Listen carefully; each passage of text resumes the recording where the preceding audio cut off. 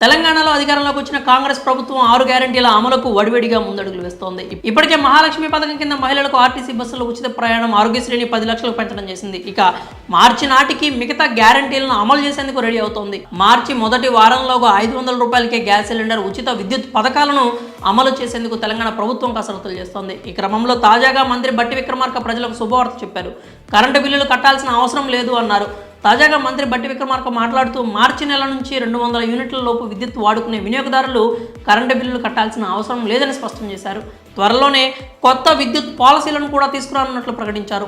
కొత్తగూడెంలో కాంగ్రెస్ పార్టీ ఆధ్వర్యంలో నిర్వహించిన బహిరంగ సభలో ముఖ్య అతిథిగా పాల్గొన్న డిప్యూటీ సీఎం బట్టి విక్రమార్క ఈ మేరకు కీలక ప్రకటన చేశారు. 200 యూనిట్ లోపల ఉన్నటువంటి వాళ్ళకి ఉచితంగా కరెంట్ ఇస్తామని చెప్పాం. నేను స్పష్టంగా ఇక్కడ నుంచే కొత్తగూడెం ఈ ప్రాంతం నుంచే చెప్తా ఉన్నాం. రేపు 27వ తారీఖు నాడు చేవెళ్లలో 200 యూనిట్లు ఉచితంగా కరెంట్ ఇచ్చేటువంటి కార్యక్రమాన్ని లాంచ్ చేస్తా ఉన్నాం. ఈ నెల ఖర్చు పెట్టుకునేటువంటి కరెంటు సంబంధించి మార్చిలో ఎవరు కూడా బిల్లు కట్టాల్సినటువంటి అవసరం లేదు. 200 యూనిట్ల వరకు అని కూడా మేము చెప్తా ఉన్నాం. మార్చి నెల నుంచి 200 యూనిట్ల లోపు విద్యుత్ వాడుకునే వారు ఎవరు కూడా కరెంటు బిల్లు చెల్లించాల్సిన పని లేదు అంటూ స్పష్టం చేశారు. గత 10 ఏళ్లుగా రాష్ట్రానికి ఎలాంటి విద్యుత్ పాలసీ లేదని, దీనివల్ల అనేక నష్టాలు జరుగుతున్నాయని బట్టి విక్రమార్క చెప్పుకొచ్చారు. రాష్ట్రంలోని బొగ్గు గనులన్నీ సింగరేణికే చెందాలని తమ ప్రభుత్వం నిర్ణయం తీసుకున్నట్లుగా వివరించారు.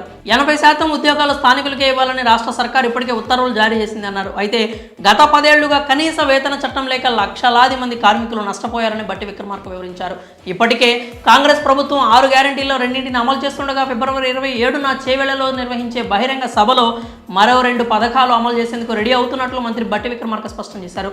అలాగే డ్వాక్రా సంఘాలకు త్వరలోనే వడ్డీ లేని రుణాలు కూడా అందించనున్నట్లు ప్రకటించారు. వడ్డీ లేనటువంటి రుణాలు, మహిళలకి సెల్ఫ్ హెల్ప్ సంబంధించి వడ్డీ లేనటువంటి రుణాలు, ఆ వడ్డీ లేనటువంటి రుణాలను కూడా తిరిగి కాంగ్రెస్ ప్రభుత్వం కొద్ది రోజుల్లోనే లాంచ్ చేయబోతా ఉంది. రాష్ట్రంలో ఉన్నటువంటి కొన్ని లక్షల మంది మహిళలకి వడ్డీ లేని రుణాలు ఇచ్చేటువంటి కార్యక్రమాన్ని కూడా చేయబోతా ఉన్నాం. ఫిబ్రవరి 26 సాయంత్రం 43,000 మంది సింగరేణి కార్మికులకు ₹1,00,00,000 బీమా పథకాన్ని సైతం ప్రారంభించినట్లు చెప్పుకొచ్చారు.